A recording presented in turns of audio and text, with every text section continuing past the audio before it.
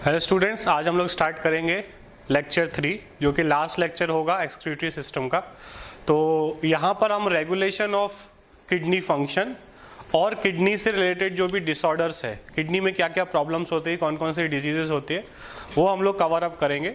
तो स्टार्ट करते हैं हम इस लेक्चर को। फर्स्ट जो टॉपिक हम लोग यहाँ पर कवर करेंगे that is regulation of kidney function.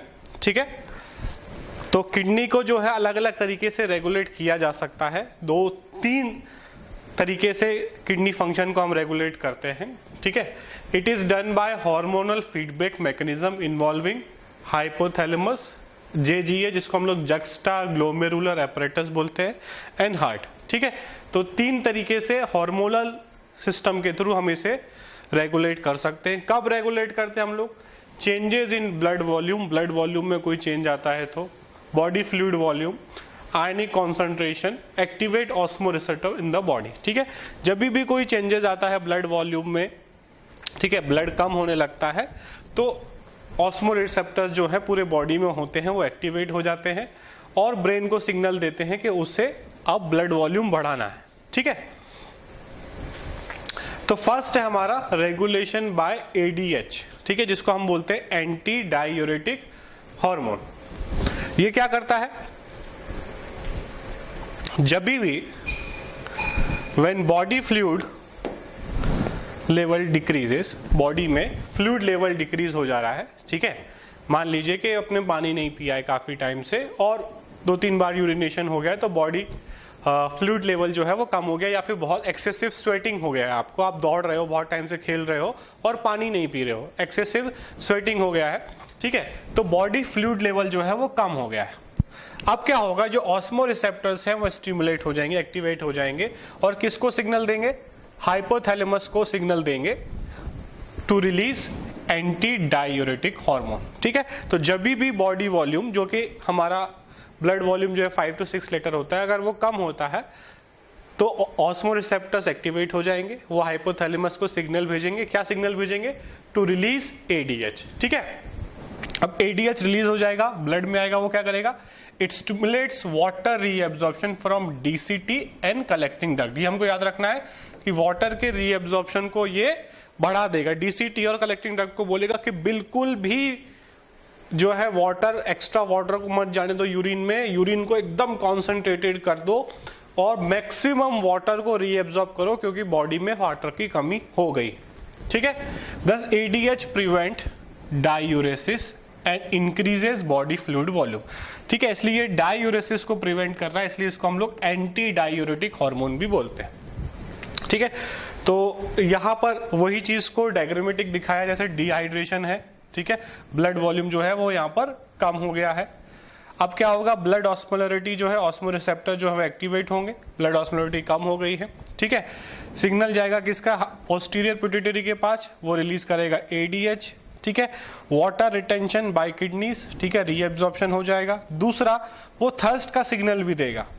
ठीक है, वो आपको फीलिंग ऑफ थर्स्ट, ठीक है, प्यास लगने का सिग्नल भी देगा, जिससे आप जाकर पानी भी पियो, क्योंकि भाई पानी पीना तो बहुत जरूरी है। ठीक है, कब तक किडनी वाटर को रीएब्जॉर्ब करती रहेगी? ठीक है, वो तो सिर्फ अंदर के मेंटेनेंस कर सकता है, बट बाहर से तो वॉल्यूम बढ़ाना ही पड़ेगा, तो हमारे थर्स्ट के सिग्नल को भी हाइपोथैलेमस बढ़ाएगा, जिससे हम पानी पिए। ठीक है, जिससे ब्लड वॉल्यूम और ब्लड का ऑस्मोलरिटी इंक्रीज हो जाए। ठीक है, तो ये चीज कंटिन्यूअसली चलेगा कब तक? जब तक ब्लड वॉल्यूम वापिस से जो है ठीक नहीं हो जाता। जैसे ब्लड वॉल्यूम ठीक हो जाएगा तो नेगेटिव फीडबैक होगा और एडीएच का सिक्रीशन रुक जाएगा। ठीक है, तो हम देख रहे हैं ये फिल्ट्रेट पास हो रहा है, पेरिट्यूबुलर कैपिलरीज में से ब्लड के थ्रू एडीएच आया और एडीएच ने जो है डीसीटी और कलेक्टिंग डक्ट पे एक्ट किया और वहां से वाटर को वापस ले गया थ्रू ब्लड। ठीक है, तो फिल्ट्रेट में से हम एक्सेसिव वाटर जो है उसको रीएब्जॉर्ब कर लेंगे। ठीक है, अब increase in fluid volume switches of the osmo receptor. जैसे ही अब फ्लूइड वॉल्यूम बढ़ गया, चाहे आपने पानी पी लिया या रीएब्जॉर्प्शन बेटर हो गया, तो जो ऑस्मो रिसेप्टर्स हैं वो बंद हो जाएंगे क्योंकि वॉल्यूम बढ़ चुका and suppresses the ADH release to complete the feedback. अब एडीएच का रिलीज जो है वो बंद हो जाएगा। ठीक है, ADH constrict blood vessels resulting in an increase of blood pressure. ADH जो है वो वैसो कॉन्स्ट्रिक्टर का काम भी करता है, जिससे ब्लड वेसल्स कॉन्स्ट्रिक्ट होंगे तो ब्लड प्रेशर बढ़ जाएगा। This increases the glomerular blood flow and GFR, जिससे GFR और ब्लड फ्लो जो है वो बढ़ेगा। ठीक है, वैसो कॉन्स्ट्रिक्शन होगा तो प्रेशर बढ़ेगा, तो फिल्ट्रेट ज्यादा बनेगा और रीएब्जॉर्प्शन भी ज्यादा होगा। ठीक है, तो ये हो गया फर्स्ट हमारा रेगुलेशन बाय ADH, ये होता है। सेकंड जो है रेगुलेशन बाय JGA। ठीक है, JGA क्या है? They are special sensitive regions. ठीक है, ये आप देख रहे हो, दिस इज बोमेंस कैप्सूल। ठीक है, ये जो हम देख रहे हैं ये बोमेंस कैप्सूल है। ठीक है, ये एफरेंट आर्टरियोल है और ये इफरेंट आर्टरियोल है। ठीक है, ये इफरेंट आर्टरियोल है। ठीक है, यहां पर अगर आप देखोगे ग्रेनुलर जक्स्टाग्लोमेरुलर सेल्स, ये जो आपको दिख रहे हैं, ये जो पूरा एरिया दिख रहा है मैक्यूला डेंसा। ठीक है, ये जो है ये पूरा जो है क्या बना रहे हैं, एक जक्स्टाग्लोमेरुलर एपरेटस, एफरेंट आर्टरियोल, ये सेल्स मैक्यूला डेंसा और ये सेल्स, ये जो पूरा एरिया बन रहा है, ये वाला ये जो पूरा एरिया बन रहा है, this is called as juxtaglomerular apparatus. ठीक है, formed by cellular modification of DCT and the efferent arteriole at the location of their contact. ठीक है, जहां पर DCT और एफरेंट आर्टरियोल टच होते हैं, ठीक है, वहां पर ये जो है स्ट्रक्चर बनता है जिसको हम बोलते हैं जक्स्टाग्लोमेरुलर एपरेटस। मतलब एक तरीके से these are, it is a structure made by modification of some cells at this location. ठीक है, ये कुछ सेल्स हैं, कुछ एक टिश्यू है जो यहाँ पर प्रेजेंट है और ये रेगुलेशन करता है, एक तरह से ये एक सेंसर का काम करता है यहाँ पर, क्योंकि यहाँ पे कंटिन्यूअसली ब्लड आ रहा है तो ये ब्लड प्रेशर को, ब्लड वॉल्यूम को मॉनिटर कर सकता है। ठीक है, अब क्या करता है ये, it regulates the GFR by renin angiotensin mechanism. ये हमको याद रखना है कि ये GFR को रेगुलेट करता है, ग्लोमेरुलर फिल्ट्रेशन रेट को। ठीक है, फिल्ट्रेशन रेट अगर कम होगा तो उसे बढ़ाएगा, ज्यादा हो जाएगा तो उसे कम करेगा। ठीक है, तो ये GFR को मेंटेन करता है बाय रेनिन एंजियोटेंसिन मैकेनिज्म। यहां पर जो रेनिन है याद रखना, ये सिंगल एन वाला है। एक और हमने डाइजेस्टिव सिस्टम में पढ़ा था जो चाइल्ड्स में, चिल्ड्रंस में होता है, RENNIN, रेनिन। ठीक है, जो प्रोटीन डाइजेशन में हेल्प करता है। यहां पर ये सिंगल एन वाला रेनिन है जो कि हमारे ब्लड वॉल्यूम या यूरिन फॉर्मेशन में या यूरिन किडनी फंक्शन रेगुलेशन में हेल्प कर रहा है। ठीक है, तो इसमें कंफ्यूज नहीं होना है, ये वाले रेनिन में और उस वाले रेनिन में।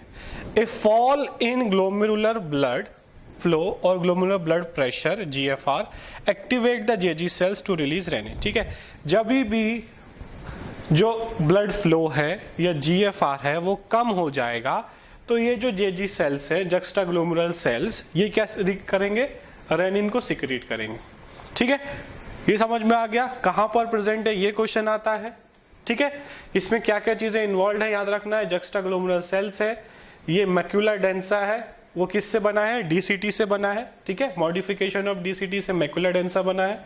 उसके बाद मेसेंजीनियल सेल्स है और एफरेंट आर्टरियोल, ये पूरा स्ट्रक्चर बनता है हमारा जक्स्टाग्लोमेरुलर एपरेटस, जिसमें ये 3-4 चीजें प्रेजेंट है। ठीक है, अब जब भी GFR कम होगा ये रेनिन रिलीज करेगा। अब रेनिन करेगा क्या, ठीक है, रेनिन कन्वर्ट्स एंजियोटेंसिनोजन। देखो यहाँ पे पीछे जन लगा हुआ है, मतलब ये इनएक्टिवेट होगा। किसी भी चीज के पीछे GEN लगा है मतलब वो इनएक्टिवेटेड कंडीशन में, अभी वो एक्टिव नहीं है।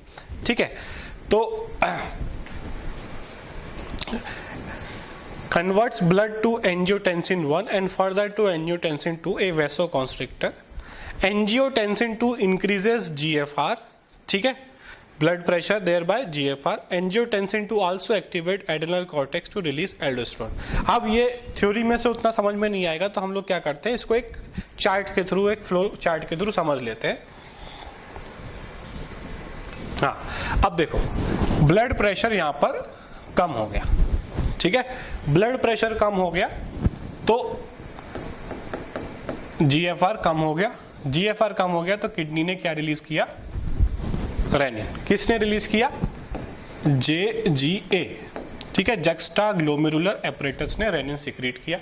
अब लिवर जो है वो नॉर्मली ब्लड में एंजियोटेंसिनोजन को रिलीज करके रखता है। मतलब हमारे ब्लड में एंजियोटेंसिनोजन होता है नॉर्मली, ठीक है, बट इनएक्टिवेटेड कंडीशन में कुछ नहीं कर रहा है। जब किडनी रेनिन सिक्रीट करता है तो रेनिन जो है वो ब्लड में जाके एंजियोटेंसिनोजन को कन्वर्ट कर देता है एंजियोटेंसिन 1 में, ठीक है। और एंजियोटेंसिन 1 जो है वो एक क्या बोलते हैं हम लोग अनस्टेबल मॉलिक्यूल होता है, तो वो तुरंत कन्वर्ट हो जाता है इनटू एंजियोटेंसिन 2 में, ठीक है। तो एक्चुअल में रेनिन क्या कर रहा है, एंजियोटेंसिनोजन को एंजियोटेंसिन 2 में कन्वर्ट कर दे रहा है, ठीक है। एंजियोटेंसिन 2 जो है वो अब एक्टिवेटेड फॉर्म है एंजियोटेंसिनोजन की। अब ये क्या करेगा, ये अलग अलग रीजन्स में एक्टिवेट करेगा। हाइपोथैलेमस को सिग्नल भेजेगा कि भाई थर्स्ट और ड्रिंकिंग करवाओ कैसे भी, ठीक है। ये तो एक पैरामीटर हो गया। दूसरा, वो हार्ट को बोलेगा कि वैसो कॉन्स्ट्रिक्शन करो, जो हम लोग अभी आगे पढ़ेंगे, जिससे ब्लड प्रेशर इंक्रीज हो जाए, क्योंकि ब्लड प्रेशर कम हो चुका है, ठीक है। तो हार्ट को बोलेगा कि वैसो कॉन्स्ट्रिक्शन करवाओ किसी भी तरीके से, जिससे ब्लड प्रेशर इंक्रीज हो जाए। तीसरा जो सबसे इंपॉर्टेंट वो काम करेगा, वो एड्रेनल कॉर्टेक्स पे जाके बाइंड करेगा। क्या, एंजियोटेंसिन जो है वो एड्रेनल कॉर्टेक्स पे जाकर बाइंड करेगा और उसको बोलेगा सिक्रीट करो एल्डोस्टेरॉन, ठीक है, जो कि एक मिनरल कॉर्टिकॉइड है, ठीक है। तो एल्डोस्टेरॉन जो है वो क्या करेगा, किडनी में एड्रेनल कॉर्टेक्स में रिलीज होगा, एड्रेनल कॉर्टेक्स से, और किडनी में जाके वो सॉल्ट एंड वाटर रिटेंशन का काम करेगा। सॉल्ट और वाटर को रिटेन करने का, रीएब्जॉर्ब करने का काम करेगा, ठीक है। तो ये हमको याद रखना है, this is called as renin angiotensin mechanism, जो यहां पे लिखा हुआ था, ठीक है, रेनिन एंजियोटेंसिन मैकेनिज्म। तो ये हो गया हमारा रेनिन एंजियोटेंसिन मैकेनिज्म, ठीक है, जिसमें एल्डोस्टेरॉन का सिक्रीट होना बहुत जरूरी है। एल्डोस्टेरॉन एड्रेनल कॉर्टेक्स से रिलीज होगा, ये एक मिनरल कॉर्टिकॉइड है, और ये क्या करेगा, वाटर और सॉल्ट का मैक्सिमम रीएब्जॉर्प्शन करवाएगा, ठीक है। Aldosterone causes reabsorption of sodium ions and water from distal parts of tubule, this also lead to an increase in blood pressure and GFR, जिससे ब्लड प्रेशर इंक्रीज हो जाएगा, क्योंकि blood pressure low था तभी ये सब कुछ हो रहा था, ब्लड प्रेशर इंक्रीज हो जाएगा, GFR इंक्रीज हो जाएगा, और सब कुछ चीजें नॉर्मल हो जाएंगी, ठीक है। तो ये जो कंडीशन थी ये क्यों हुई, क्योंकि ब्लड प्रेशर जो है वो कम हो गया था, ठीक है। जब ब्लड प्रेशर कम हो जाएगा तो JGA ये सब कर जो है ब्लड प्रेशर को बढ़ाएगा। बट अब दूसरा कंडीशन अगर हम देखें, मान लो कभी किसी इंसान का ब्लड प्रेशर बढ़ जाता है, ठीक है, ब्लड प्रेशर बढ़ जाता है, तब क्या किया जाए, ठीक है। हाँ, तो थर्ड है हमारा रेगुलेशन बाय ANF, ठीक है। ANF क्या है, एट्रियल नाइट्रियूरेटिक फैक्टर।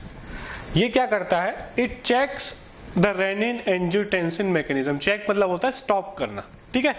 तो मान लो अगर ब्लड प्रेशर ज्यादा हो गया है, ठीक है, increase in blood flow to the atria of heart causes the release of ANF। अगर ब्लड प्रेशर ज्यादा हो जाएगा तो ब्लड फ्लो एट्रियम में बढ़ जाएगा, तो हार्ट की जो एट्रिया की जो वॉल है वो क्या सिक्रीट करेगी, ANF। ANF causes vasodilation, dilation of blood vessels and thereby decreases the blood pressure, ठीक है। तो ये जो है हार्ट जो है वो रिलीज करेगा ANF, ठीक है, यहाँ पे ANP लिखा हुआ है, ANF एट्रियल नाइट्रियूरेटिक फैक्टर या पेप्टाइड भी बोलते हैं इसको, जो कि वैसोडाइलेशन करेगा और ब्लड प्रेशर को कम करेगा, ठीक है। और ये जो है वो जब ब्लड प्रेशर कम हो गया था तो GFR उसे JGA उसे बढ़ा रहा था, ठीक है, और ANF जो है जब बढ़ चुका होगा, ठीक है, उसको कम करेगा। तो दोनों regulation bye JGA and regulation bye ANF दोनों मिलकर हमारे ब्लड प्रेशर को, ब्लड वॉल्यूम को मेंटेन करेंगे, ठीक है। अगर कम हो जाएगा तो JGA काम करेगा अपना रेनिन एंजियोटेंसिन सिस्टम से और उसे बढ़ाने का काम करेगा। अगर ब्लड प्रेशर ज़्यादा हो जाएगा, ब्लड वॉल्यूम ज़्यादा हो जाएगा, तो ANF रिलीज होगा from atrial wall of heart और वो वैसोडाइलेशन करेगा, जिससे ब्लड प्रेशर कम हो जाएगा, ठीक है। तो ये तीनों सिस्टम हम लोगों ने पढ़ लिए। लास्ट टॉपिक जो हमारा आता है वो है डिसऑर्डर्स ऑफ एक्सक्रीटरी सिस्टम्स, कि क्या क्या डिसऑर्डर्स होते हैं किडनी से रिलेटेड। फर्स्ट है uremia, accumulation of urea in blood due to malfunction of kidney. कुछ लोगों में किडनी जो है वो प्रॉपरली काम नहीं करती है, तो ज्यादा यूरिया जो है वो किडनी में इकट्ठा होने लगता है और उसी को हम बोलते हैं यूरेमिया, जो कि हमको पता है कि यूरिया जो है वो काफी टॉक्सिक केमिकल है, तो वो बॉडी में टॉक्सिसिटी कर सकता है, किडनी को डैमेज कर सकता है। इट में लीड टू किडनी फेलियर, और आगे चल के वो किडनी फेलियर, जिसको हम रीनल फेलियर भी बोलते हैं, वो कर सकता है अगर प्रॉपरली उसको हम लोगों ने ट्रीट नहीं किया तो।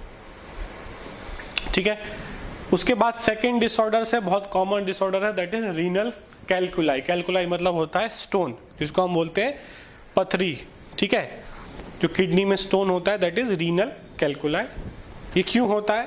स्टोन और insoluble mass of crystallised salts oxalates formed with in the kidney. ठीक है, किडनी में कम पानी पीने की वजह से या ब्लड वॉल्यूम कम होने की वजह से जो सॉल्ट्स हैं वो इकट्ठे होने लग जाते हैं अलग अलग रीजन में, पेल्विक रीजन में, यूरेटर्स में। ठीक है, और ये क्या होते हैं stone? These calculi are made up of calcium phosphate, uric acid, cystine और कैल्शियम ऑक्सलेट।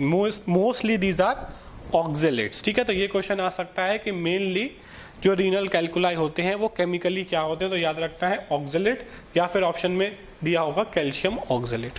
ठीक है, ये डिफरेंट साइजेस के होते हैं। बहुत सारे टाइम पर ये जो है पानी बढ़ा देते हैं, कुछ वैसोडायलेटर्स देते हैं जिसके थ्रू ये यूरिन के थ्रू पास ऑन हो जाते हैं। ये कट जाते हैं अगर वो पर्सन को कंटिन्यूसली ज़्यादा पानी पिलाते हैं, तो ये टूट जाते हैं और छोटे छोटे टुकड़ों में ये यूरिन के थ्रू बाहर निकल भी जाते हैं। अगर ये इनका साइज बहुत बड़ा होता है तो फिर इसको ऑपरेशन कर कर स्टोन को निकाला जाता है। ठीक है, उसके बाद है ग्लोमेरुलोनेफ्राइटिस। ठीक है, ये क्या है? It is inflammation of glomeruli. मान लो कोई इन्फेक्शन हुआ है, ठीक है, यहाँ पर कोई डैमेज हो गया है आर्टरीज, या फिर दिस एपरेटस में कुछ जो है मैकेनिकल डैमेज या इंजरी हो गई है, तो वहाँ पर इन्फ्लेमेशन हो गया। इन्फ्लेमेशन में क्या होगा? रेडनेस हो जाएगी, स्वेलिंग हो जाएगी, उसको हम बोलते हैं ग्लोमेरुलोनेफ्राइटिस। ठीक है, इसमें यहाँ पर रेडनेस बढ़ जाएगी, स्वेलिंग बढ़ जाएगी, पेन होगा। ठीक है, एब्डोमिनल किडनी वाले रीजन में पेन होगा उस पर्सन को कंटिन्यूसली। ठीक है, तो इसको हम लोग एंटी इन्फ्लामेटरी ड्रग्स के थ्रू, केमिकल्स के थ्रू ट्रीट कर सकते हैं और ये ट्रीटेबल है। ठीक है, उसके बाद है हीमोडायलिसिस। ठीक है, जिसको हम नॉर्मली डायलिसिस बोलते हैं। जिन लोगों की किडनी खराब हो जाती है या फिर प्रॉपरली वर्क नहीं कर रही होती है, 60% वर्क कर रही है, 50% वर्क कर रही है, तो उनके लिए जो है हीमोडायलिसिस एक आर्टिफिशियल सिस्टम बनाया जाता है to remove nitrogenous waste just like urea. ठीक है, यूरिया को रिमूव करने के लिए हम एक आर्टिफिशियल मशीन के थ्रू यूरिया को उसके ब्लड से निकालते हैं। ठीक है, it is a process of removal of urea in patient with uremia. ठीक है, क्योंकि उसकी किडनी काम नहीं कर रही है तो उसे यूरेमिया हो चुका होगा, मतलब उसका यूरिया लेवल जो है वो बढ़ चुका होगा। तो इसमें हम लोग एक मशीन को यूज करके उसके ब्लड को निकालते हैं। उसके पूरे ब्लड को हम लोग कंटिन्यूसली इस मशीन के थ्रू, जैसे किडनी के थ्रू घूम रहा था, किडनी में जा रहा था, फिल्टर हो रहा था, वापस सर्कुलेशन में जा रहा था, इसमें भी हम लोग किडनी की जगह इसमें सर्कुलेट कराएंगे और वापस से उसकी बॉडी में हम लोग उसको इंजेक्ट कर देंगे। ठीक है, The dialyzing unit, artificial kidney, contains a coiled cellophane tube surrounded by dialyzing fluid. It has the same composition of plasma except the nitrogen waste. ठीक है, अब क्या होगा देखो, जो ब्लड हमने निकाला, ठीक है, इसको एक डायग्राम के थ्रू हम लोग समझ लेते हैं। देखो, ये पर्सन है, उसकी रेडियल आर्टरी जो है, ठीक है, हाथ में से एक आर्टरी के थ्रू हम लोग एक ट्यूब लगाएंगे, उसके ब्लड को निकालेंगे। ठीक है, यहाँ पर एक पंप लगाए जिससे वो पंप जो है इस ब्लड को तेजी से यहाँ पर पंप करेगा। अब ये जो आपको मेम्ब्रेन दिख रहा है, इसमें जो है ब्लड जो है वो इस तरीके से घूमने वाला है। ठीक है, जब ब्लड को बाहर निकालेंगे, बॉडी से बाहर निकालेंगे, तो हम उसमें एक एंटीकोगुलेंट मिला के रखेंगे, जिससे वो ब्लड, जैसे हमको पता है बॉडी से बाहर निकलता है ब्लड जब भी, तो वो कोगुलेट होने लगता है। बट हम यहाँ पे ये नहीं चाहते कि ब्लड कोगुलेट हो जाए, क्योंकि हमें वो ब्लड वापस से उसकी बॉडी में भेजना भी है। ठीक है, तो हम यहाँ पर एक एंटीकोगुलेंट ऐड कर देंगे। ठीक है, एंटीकोगुलेंट ऐड करने से क्या होगा, वो ब्लड कोगुलेट नहीं करेगा, ठीक है, उसको थोड़ा ठंडा करेंगे हम लोग, ये रीजन थोड़ा ठंडा रहेगा, और एक सेलोफेन मेम्ब्रेन के थ्रू पास करेंगे, ठीक है। अब सेलोफेन मेम्ब्रेन जो है उसके थ्रू पास कर रहे हैं, मान लो ये ट्यूब है, ठीक है, और इसके साइड में ये सेलोफेन मेम्ब्रेन है, ठीक है, ये मान लो दिस इज सेलोफेन मेम्ब्रेन, और यहाँ से ब्लड पास हो रहा है, ठीक है, यहाँ से ब्लड पास हो रहा है, इसको ध्यान से समझना सब लोग, यहाँ से ब्लड पास हो रहा है, और ब्लड में क्या है, ब्लड में यूरिया भी है, ये ब्लैक डॉट्स जो हैं दीज आर यूरिया, ठीक है। अब यहाँ पे जो ये सेलोफेन मेम्ब्रेन है, इसमें एक फ्लूइड भरा हुआ है जिसका नाम है डायलाइजिंग फ्लूइड, ठीक है। अब ये जो डायलाइजिंग फ्लूइड है, जो ये यहाँ पर ये मेम्ब्रेन इसको सेपरेट कर रहा है, ठीक है, ये जो मेम्ब्रेन है ये ब्लड को और डायलाइजिंग फ्लूइड को सेपरेट कर रहा है, ठीक है। अब यहाँ से ब्लड फिल्टर हो रहा है, इधर इसमें से पास ऑन हो रहा है।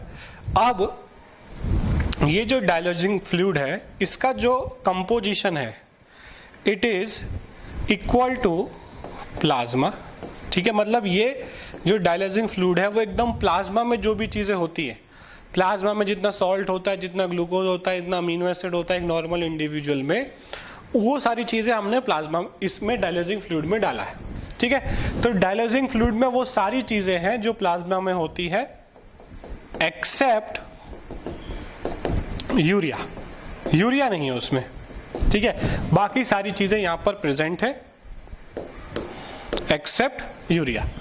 तो क्या होगा भाई, यहां पर सब कुछ है बट यूरिया नहीं है। अब ये जो सेलोफेन मेम्ब्रेन है, ठीक है, दिस सेलोफेन मेम्ब्रेन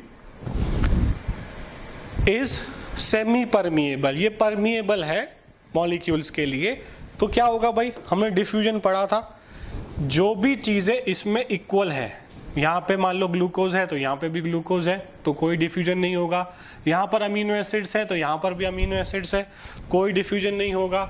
इस ट्यूब में जिसमें ब्लड फ्लो हो रहा है, यहाँ पर NaCl है तो यहाँ पे भी NaCl है, तो कोई भी डिफ्यूजन नहीं होगा। बट यहाँ पर यूरिया है और यहाँ पर यूरिया नहीं है, तो क्या होगा, यूरिया जो है वो इस ब्लड वाले ट्यूब में से ये डायलाइजिंग फ्लूइड में जाने लगेगा और यहाँ पर यूरिया इकट्ठा हो जाएगा और यहाँ से खत्म हो जाएगा, ठीक है। अब क्या करेंगे हम लोग, यहाँ पर आप देखो, इसमें से जब पास हो जाएगा तो इसको हम लोग एक जगह पे इकट्ठा करेंगे, ठीक है, एक डायलाइजिंग सॉल्यूशन में इकट्ठा करेंगे और उसको हम लोग, सॉरी, ये तो इसका डायलाइजिंग फ्लूइड का ट्यूब है, यहाँ से जब ब्लड जो है पास ऑन हो जाएगा तो जितना भी यूरिया है वो इस ब्लड वाले ट्यूब में से सेलोफेन मेम्ब्रेन वाले ट्यूब में चला जाएगा और ब्लड को हम लोग वापस से एक वेन के थ्रू उस इंसान में इंसर्ट कर देंगे। उसमें हम लोग एक एंटीकोगुलेंट ऐड करेंगे जिससे ब्लड जो है वो नॉर्मल जैसा निकाला था वैसे ही हो जाए, ठीक है, समझ गए। तो ये मेनली यहाँ पर हमें याद रखना है, जो सेलोफेन मेम्ब्रेन है ये सेपरेट करता है दो ट्यूब्स को, एक ट्यूब में जो है वो ब्लड है, उसके जो एकदम बाजू में जो ट्यूब है उसमें डायलाइजिंग फ्लूइड है, दोनों के बीच में एक सेलोफेन मेम्ब्रेन है जो चीज़ों को डिफ्यूज आउट होने में हेल्प करता है, डिफ्यूजन हो सकता है उसके थ्रू। इधर यूरिया है नहीं, इधर यूरिया है, बाकी सारी चीज़ें सेम कंपोजिशन है ब्लड का और इधर वाले फ्लूइड का, तो बाकी चीज़ें थोड़ी बहुत इधर उधर हो भी जाएंगी बट इक्विलिब्रियम मेंटेन हो जाएगा कुछ टाइम में। बट यहाँ यूरिया बिल्कुल भी नहीं है तो सारा यूरिया जो है वो इधर इकट्ठा होने लगेगा, ठीक है। और इस डायलाइजिंग फ्लूइड को हम कंटिन्यूअसली इस पंप के थ्रू क्लीन करते जाएंगे, जो भी यूरिया इकट्ठा होगा उस यूरिया को हम लोग यूज डायलाइजिंग सॉल्यूशन को हम लोग यहाँ से निकालते जाएंगे और नया डायलाइजिंग फ्लूइड इसमें कंटिन्यूअसली सर्कुलेट होता रहेगा, तो सारा यूरिया जो है वो यहाँ इकट्ठा हो जाएगा, ठीक है। तो ये सारी चीजें हो गई, ठीक है। फिर से पॉइंट एक बार डिस्कस कर लेते हैं। तो यहाँ पे डायलाइजिंग फ्लूइड जो होता है it has the same composition of plasma except the nitrogenous waste, जिसकी वजह से यूरिया जो है वो इसमें चला जाएगा Blood drain from a convenient artery is pumped into dialyzing unit after adding an anticoagulant like heparin. जब ब्लड निकालते हैं उस पर्सन के इसमें से, तो वहाँ पर हम एक एंटीकोगुलेंट मिक्स करते हैं जिससे ब्लड इस सिस्टम में, इस मशीन में कोगुलेट ना कर जाए. The porous cellophane membrane of the tube allow the passage of molecule based on concentration gradient. ठीक है, तो concentration gradient के थ्रू मॉलिक्यूल्स इस मेम्ब्रेन से पास हो सकते हैं. तो दोनों तरफ बाकी सारी चीज़ों का कॉन्सेंट्रेशन सेम है, तो ऐसा कुछ पास ऑन नहीं होगा. बट यूरिया डायलिसिंग फ्लूइड में नहीं है, तो यूरिया सारा ब्लड में से चला जाएगा डायलिसिंग फ्लूइड में. As nitrogenous wastage are absent in dialysing fluid, the substance freely move out thereby clearing the blood. The cleared blood is pumped back to the body through a vein after adding a anti heparin. ठीक है, जब इसमें से blood पूरा पास हो गया, यहाँ पर पूरा यूरिया इकट्ठा हो गया, इस ब्लड को एक वेन के थ्रू हम लोग वापस से एंटर कर देंगे. वहाँ पर हम एक एंटी हिपेरिन ऐड करेंगे, क्योंकि हम लोगों ने पहले हिपेरिन ऐड किया था, तो वो हिपेरिन हम चाहते नहीं कि वो ब्लड में जाए. ठीक है, तो हम वहाँ पर एंटी हिपेरिन ऐड करेंगे. तो जैसा ब्लड बॉडी में से निकला था, ठीक है, विदाउट हिपेरिन वाला, वैसे ही का वैसा बॉडी में जाए, कुछ भी उसमें चेंज ना हो और उसमें से पूरा यूरिया बाहर निकल चुका हो. ठीक है, तो ये हो गया हमारा डायलिसिस, या इसको हीमोडायलिसिस बोलते हैं. उसके बाद अगर डायलिसिस भी काम नहीं कर पाता है, या उस पर्सन को ऐसा है कि भाई मैं बार बार डायलिसिस नहीं करवा सकता हूँ, मुझे किडनी ट्रांसप्लांट कराना है, ठीक है, मुझे नया किडनी लगा दो, वर्किंग किडनी लगा दो. ठीक है, it is the ultimate method in the correction of acute renal failure. A functioning kidney is taken from A donor. ठीक है, यहाँ पर जो है वो एक डोनर के थ्रू, उसके फैमिली मेंबर हो सकता है, या जिससे भी उसका जो है मैचिंग हो जाए. ठीक है, इसमें जो है एंटीजन मैचिंग कराया जाता है. ठीक है, ऐसा नहीं किसी से भी हम ले सकते हैं, यहाँ पे ये मैचिंग होगा और किडनी ट्रांसप्लांट हो सकता है. ठीक है, तो क्लोज रिलेटिव या फैमिली में से ही हम किडनी ले सकते हैं. अगर किसी और से लेंगे तो किडनी रिजेक्शन के चांसेस यहाँ पर बढ़ जाते हैं. किडनी ट्रांसप्लांट होने के बाद भी रिजेक्ट हो जाएगी और ऑपरेशन जो है वो अनसक्सेसफुल हो जाएगा. ठीक है, ये कुछ टर्म्स हैं, ये टर्म्स आपको याद करने हैं, पूछे जा सकते हैं. What is nephritis? Infection caused by bacteria, जिससे इन्फ्लेमेशन ऑफ किडनी हो जाएगा. ठीक है, ग्लोमेरुलोनेफ्राइटिस, जो कि नॉर्मल इन्फ्लेमेशन हो रहा है विदाउट एनी इन्फेक्शन. उसके बाद pyelonephritis, inflation of tissue of kidneys in the pelvis region, pelvis region में अगर इन्फ्लेमेशन हो रहा है तो. Cystitis, inflammation of urinary bladder, calculi हम लोगों ने पढ़ लिया. Polyuria, amount of urine passed out is more. ठीक है, uraemia, concentration of urea is increase in the blood. Alkaptonuria, genetic disease है which homogentisic acid in excreted out with urine. ठीक है, जहाँ पर होमोजेंटिसिक एसिड जो है वो यूरिन में हमको मिलता है. पायूरिया, प्रेजेंस ऑफ पस इन द यूरिन, इसकी जो बताता है कि कहीं पर इंजरी है, कहीं डैमेज है. Glycosuria, presence of glucose in urine. Haematuria, presence of blood in the urine. ठीक है, तो ये कुछ टर्म्स हैं एक्सक्रीटरी सिस्टम से रिलेटेड. ये टर्म्स हमको याद रखने हैं. डायरेक्टली क्वेश्चन आ सकता है कि what is polyuria, what is uraemia, what is alkaptonuria. ठीक है, तो टर्म से रिलेटेड क्वेश्चन आ सकता है, तो ये टर्म्स याद करने की कोशिश करो. ठीक है, तो यहाँ पर हमारा ये चैप्टर कंप्लीट हो गया. ठीक है, यहाँ पर भी एक इंटरेस्टिंग फैक्ट है, अभी तक का जो सबसे बड़ा किडनी स्टोन निकला है वो एक पर्सन के अंदर से निकला, दैट इज विलास गुगे, जो मुंबई में एक पुलिस इंस्पेक्टर या पुलिस सब इंस्पेक्टर थे. उनके किडनी में से एक स्टोन निकला था, जो सबसे बड़ा स्टोन आज तक दुनिया में निकला है. That is 5.11 inch. ठीक है, अराउंड 13 सेंटीमीटर बड़ा. जो 15 सेंटीमीटर का स्केल होता है ना, उतना ऑलमोस्ट उतना बड़ा जो है स्टोन इनकी किडनी में से निकला है. ठीक है, मुंबई में. और इसके लिए इनको जो है गिनीज वर्ल्ड रिकॉर्ड में भी ये है. ठीक है, तो अलग अलग अजीब अजीब गिनीज वर्ल्ड रिकॉर्ड लोगों के होते हैं, तो डॉक्टर को और पेशेंट को दोनों को ये गिनीज वर्ल्ड रिकॉर्ड मिला हुआ है. ठीक है, सबसे बड़ा किडनी स्टोन निकालने के लिए. ठीक है, ये हमारे कोर्स में नहीं है, कहीं पूछा नहीं जाएगा, ये सिर्फ ऐसी नॉलेज के लिए है. तो यहाँ पर हमारा चैप्टर कंप्लीट होता है. आपको क्या करना है, पूरा चैप्टर एनसीईआरटी टू लाइन आपको एनसीईआरटी से पढ़ना है. ऑलमोस्ट सारी चीज़ें हमने लेक्चर्स में कवर कर ली है, ठीक है। फिर भी अगर कोई डाउट आपके दिमाग में रहता है तो आप उसको लाइव लेक्चर में पूछो और इसके नोट्स प्रॉपर कंप्लीट करके आप मेरे को सेंड करो, ठीक है। अब नेक्स्ट लेक्चर से हम लोग एक नया चैप्टर स्टार्ट करेंगे, ठीक है। Thank you.